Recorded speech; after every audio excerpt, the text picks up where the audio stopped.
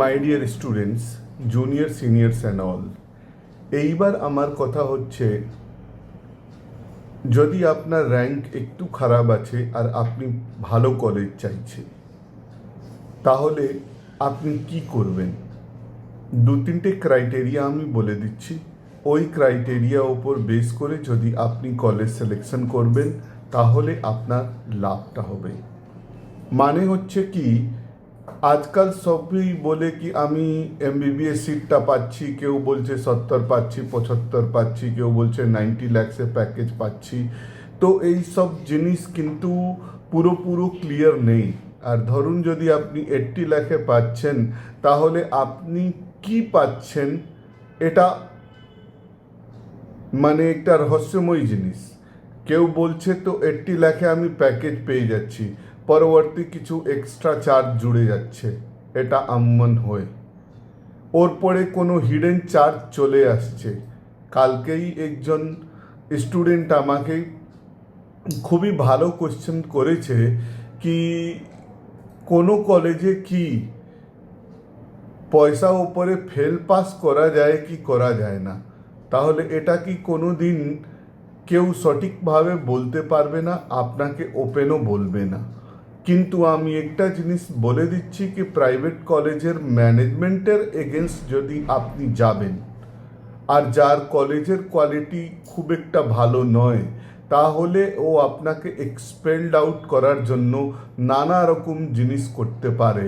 ওর মধ্যে হচ্ছে কি ইন্টারনাল মার্কসটাও কম দিতে পারে, এত কম দিতে পারে কি আপনি ফেল হয়ে যাবেন, আর বাধ্য হয়ে ওনাদের সমস্ত রুলগুলো ফলো করবেন।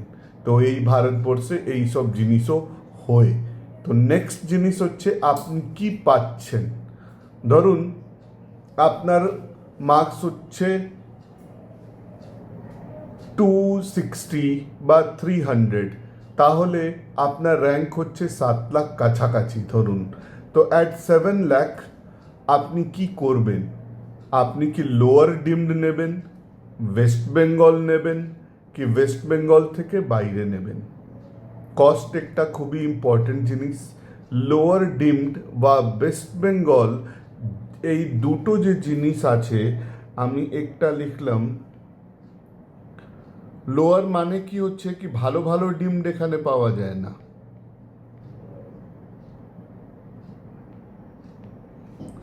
ওর পরে হচ্ছে আপনার ওয়েস্ট বেঙ্গল নেবেন,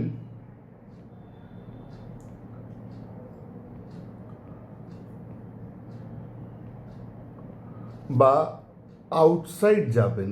এই তিনটে জিনিস খুবই ইম্পর্টেন্ট। কেন কি, এটাকে যদি আমি ভাগ করে দিই, তাহলে আপনি দেখুন কস্ট হিসাবে লোয়ার ডিমড 110 প্লাসই আসে, ওয়েস্ট বেঙ্গলেও টোটাল প্যাকেজ 110 প্লাস আছে। কিছু কিছু কলেজ এখানে আছে যেটা 90 প্লাস প্যাকেজে হয়, সেই কলেজগুলো নতুন। ওর পরে আউটসাইড যদি যাবেন, তাহলে এখানে প্যাকেজ 80 প্লাসতে হয়ে যায়। স্টেটগুলো থাকলো কোনটা কোনটাতে আপনি পেয়ে যাবেন, বিহার পেয়ে যাবেন, ওর পরে ইউপি পেয়ে যাবেন। যদি আপনার একটু র্যাঙ্ক ভালো আছে, তাহলে আন্ধ্রপ্রদেশ পেয়ে যাবেন, তেলেঙ্গানা পেয়ে যাবেন, ছত্তিশগড় আপনি পেতে পারেন। তো আর কলেজের কোয়ালিটি যদি আপনি দেখবেন, যদি আমি একটা জিনিস বলে দিই কি কোয়ালিটি কি আছে, তো এই কোয়ালিটি মোটামুটি সবই সেম।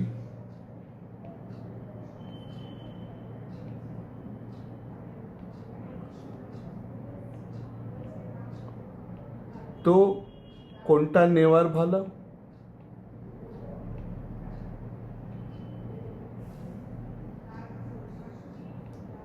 নেওয়ার ভালো তো আউটসাইডই, কিন্তু কারো কারো ফ্যাসিনেশন থাকে আমি পশ্চিমবঙ্গেই পড়ব।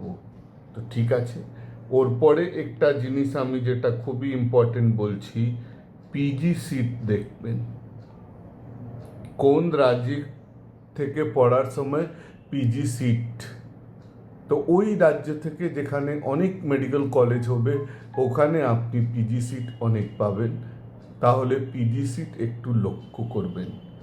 ওর পরে কি হচ্ছে, একটা আরও জিনিস দেখবেন কি রুরাল সার্ভিস বন্ড আছে কি আছে না। যেখানে বন্ড নেই ওখানে নেওয়াটা ভালো। ওর পরে কি দেখবেন কি কলেজের পেশেন্ট ফ্লো কত আছে।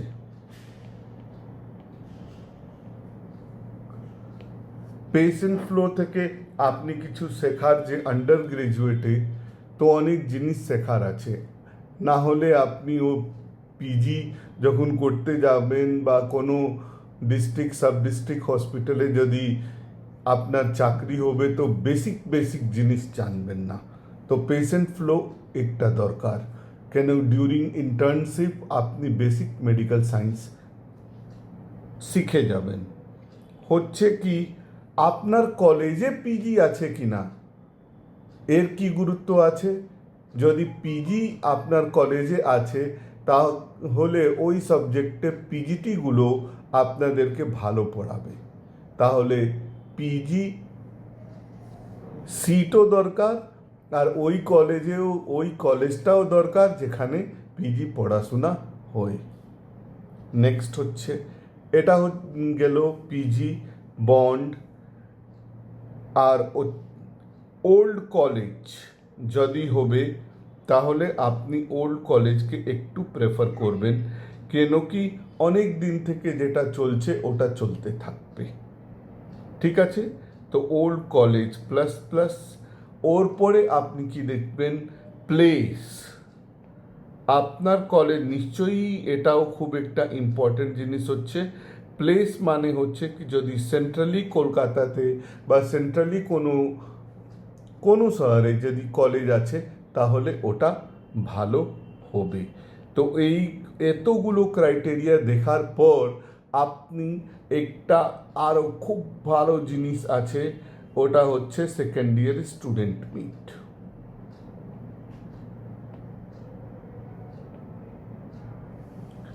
কোনো সেকেন্ড ইয়ার বা থার্ড ইয়ার স্টুডেন্ট যদি চেনাশোনা আছে তো সেকেন্ড ইয়ার স্টুডেন্ট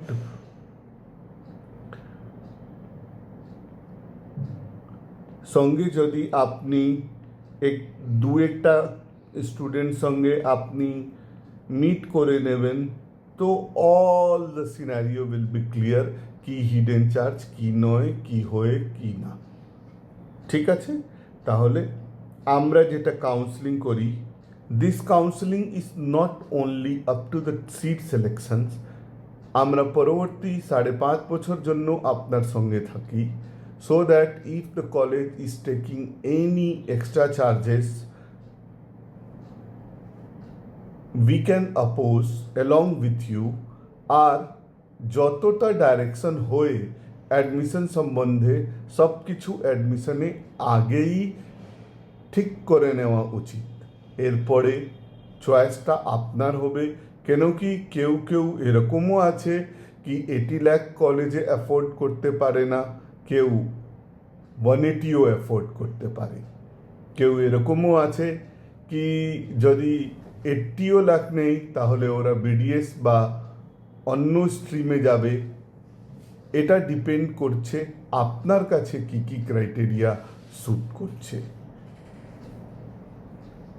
ভালো কলেজ নিলে ভালো কলেজ সিলেকশনস, আর এইবার আরও কমপ্লেক্সিটি বেড়ে যাচ্ছে, কলেজ অনেকগুলো খুলছে, তার মধ্যে ফিস যদি বেশি থাকে তাহলে ফার্স্ট রাউন্ড পরে আপনি দেখবেন after first round there will be a lot of change and you have to be with that. কেউ ভালো কলেজ, অনেক কলেজ ভুলভাল নিয়ে নেবে তাহলে ওটা ছেড়ে যাবে, কেন কি first second round of the college এদিক ওদিক হয়ে ওর পরে কাউন্সেলিংয়ে একটা খারাপ আইন আছে কি থার্ড রাউন্ড পরে আপনাকে ফিক্স করে দেওয়া হয়, তো থার্ড রাউন্ড থেকে কাউন্সেলিং সিনারিও পুরোপুরি চেঞ্জ হয়ে যায়। তাহলে এখানে কাউন্সিলিং জন্য একটা ট্যাকটিসও হয়ে গেছে কি how to tackle the counselling, যেটা কি কোনো হওয়ার দরকার ছিল না। ঠিক আছে, এরপরে আপনাদের কাউন্সিলিং অ্যাটেন্ড করুন খুব ভালো করে। যদি কোনো আপনার কোয়ারি থাকে আমাকে হোয়াটসঅ্যাপ করুন। We are answering all your queries absolutely free, and we are also free to help you in your career for the next 5.5 years. It's a personal experience of mine that you are getting a good guy who has some ability or who has some experience from class 10th 12th to PG in the field of medicine, and you can enjoy my experience in your career building. Thank you.